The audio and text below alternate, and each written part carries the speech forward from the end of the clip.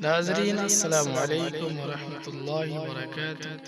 بسم اللہ الرحمن الرحیم۔ ناظرین، امید ہے آپ لوگ خیریت سے ہوں گے۔ اللہ تعالیٰ سب کو عافیت سے رکھے۔ پیارے دوستو، آج کا ہمارا موضوع ہے شادی کا وظیفہ، اور یہ وظیفہ علماء کرام کا بتایا ہوا وظیفہ ہے۔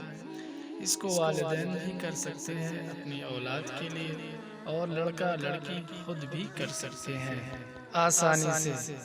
اولاد کے بالغ ہونے کے بعد ماں باپ کی فکر یہی ہوتی ہے کہیں اچھا رشتہ مل، ہم اپنے بچے یا بچی کی شادی کر دیں۔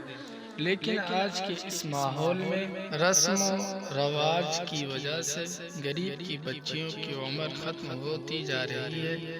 اگر کہیں سے رشتہ آ بھی جاتا ہے تو دہیج نہ ملنے کی وجہ سے لوگ پیچھے ہٹ جاتے ہیں۔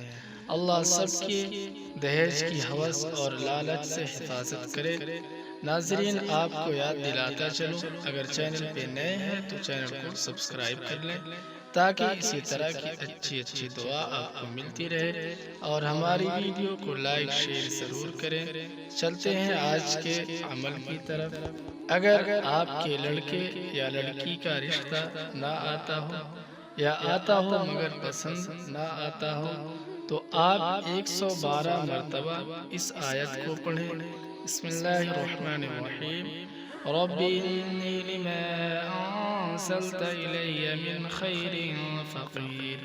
یہ سورہ قصص کی آیت نمبر 24 ہے۔ اس کے بعد 3 مرتبہ سورۃ الضحیٰ کو پڑھیں، اور یہ عمل ہر مہینے کے شروع میں 11 دن تک کریں، اور اسی طرح 3 مہینہ 11 دن کریں۔ پہلے یا دوسرے یا تیسرے میں پکا انشاءاللہ اچھا رشتہ نصیب ہوگا۔ یعنی آپ کو پہلے مہینے میں 11 دن کرنا ہے، پھر دوسرے مہینے میں بھی 11 دن کرنا ہے، پھر تیسرے مہینے میں بھی۔ اگر اس بیچ آپ کا کام ہو جاتا ہے تو الحمدللہ۔ عمل ختم ہونے کے بعد اللہ تعالیٰ سے دعا کریں، انشاءاللہ پہلے ہی مہینے یا دوسرے مہینے میں ضرور رشتہ مل جائے گا۔ ناظرین، اگر آپ نے ابھی تک ہمارے چینل کو سبسکرائب نہیں کیا ہے کر لیں، تاکہ جب بھی ہم اپنے چینل پر ویڈیو اپلوڈ کریں تو آپ کو سب سے پہلے ملے۔ ہماری ویڈیو کو لائک شیئر ضرور کریں۔ جزاک اللہ۔ السلام علیکم ورحمۃ اللہ وبرکاتہ۔